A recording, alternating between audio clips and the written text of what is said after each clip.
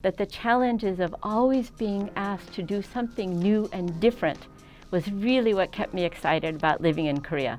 다른 거 배우면서 그 현장에서 자연스럽게 배우는 게 훨씬 효과적이지. 여기 한국이 진짜 정이 많고 되게 감동스러웠어요.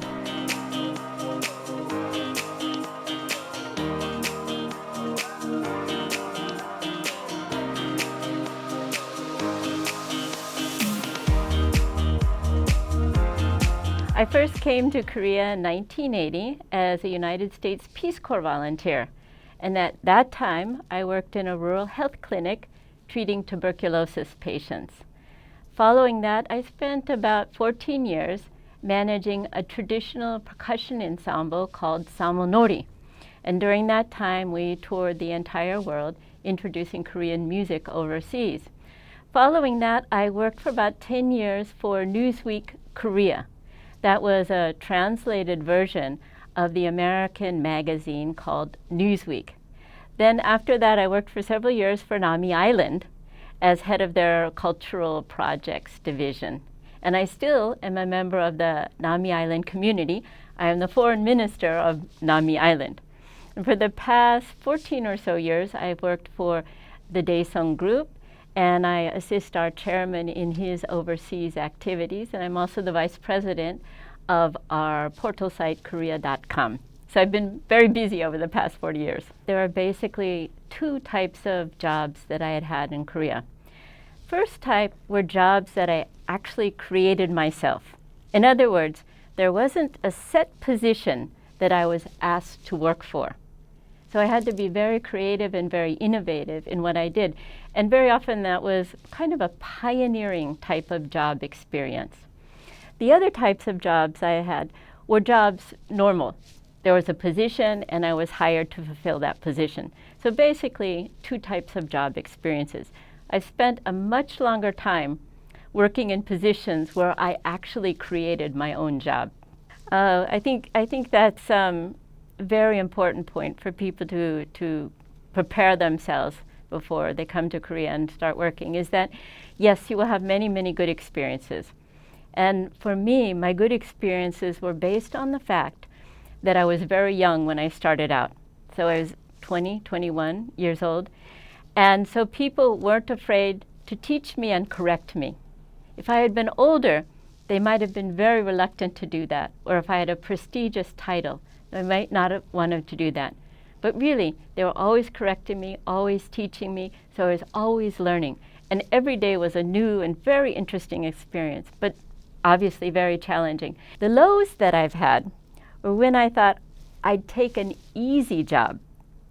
Okay, that might sound a little ironic. There was a time when I had very, very small children, and I thought, I don't want to work on the weekends, I don't want to work late, I don't want to be always available for people to call on me and ask me to do things. So I'll just take a regular 9-to-5 job in a very, very safe company.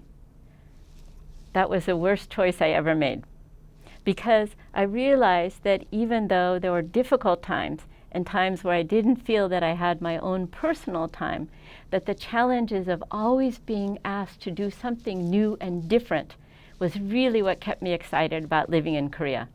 So making the choice to take an average, safe job was my biggest mistake, and I didn't stay with that company for very long, honestly.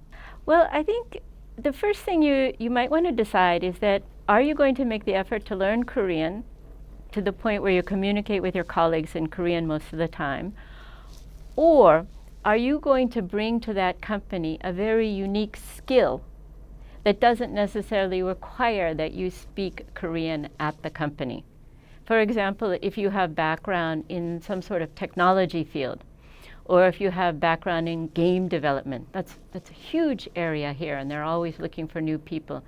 If, for example, you've studied nuclear technology and you want to work with Korean companies, or if you have a background in engineering, if you have a specific skill that you can offer to that company, language is not so important because in most Korean firms, they have a great deal of Korean employees who do speak English very well, and most employees have some sort of degree from abroad.